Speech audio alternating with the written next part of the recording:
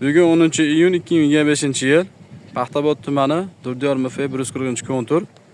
Ushbu loyiha Agrobank hamkorligida Andijon viloyati Paxtabod tumani Durdiyor MFda 140-konturda amalga oshirilmoqda. Bu yerda kartoshka ekilgan.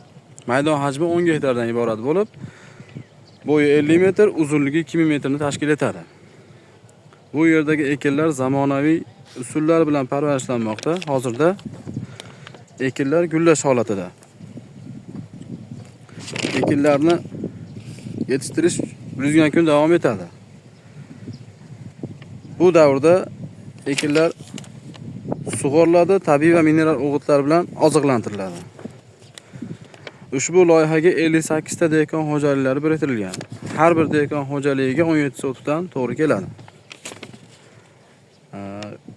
Loyihani samarali amalga oshirish uchun lider tadbirkor Oftobxon Oyimchaxon mas'uliyat cheklangan jamiyati biriktirilgan.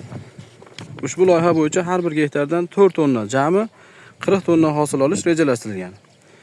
Mazkur ekinlar yig'ishtirib olingandan so'ng ikkinchi ekinga ham yuqori daromadli ekin turi ekish orqali yer egalarini yana daromadli qilish rejalashtirilgan.